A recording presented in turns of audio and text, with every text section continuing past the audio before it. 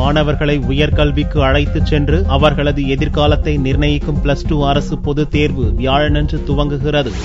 மாணவர்களின் எதிர்காலத்தை நிர்ணயிக்கும் +2 அரசு பொதுத் தேர்வு வியாழனன்று துவங்குகிறது. தமிழகம் மற்றும் புதுவையில் பள்ளிகள் மூலமாக 8,43,064 பேர் இத்தேர்வை எழுதுகின்றனர். இவர்களில் 3,90,753 மாணவர்கள், 4,52,311 மாணவிகள். இதற்காக 2,377 தேர்வு மையங்கள் அமைக்கப்பட்டுள்ளன. சென்னையில் மட்டும் 412 பள்ளிகளில் இருந்து 144 மையங்களில் 24,653 மாணவர்கள், 28,750 மாணவிகளும் தேர்வை எழுத உள்ளனர். +2 தேர்வுகளை பொறுத்தவரை பள்ளி மாணவ மாணவிகளில் கடந்த ஆண்டை விட இந்த ஆண்டு கூடுதலாக 16,947 மாணவ மாணவிகள் எழுத உள்ளனர். தேர்வு கண்காணிப்பு பணியில் 80,000 பேர் ஈடுபட உள்ளனர். தேர்வில் காப்பியடிப்பதை கண்காணிக்க பறக்கும் படையில் 4,000 பேர் ஈடுபடுத்தப்படுகின்றனர். மாணவர்களின் கவனத்தை சிதறடிக்காத வகையில் அரசியல் கட்சியினர், விழாக்கள் நடத்துபவர்கள்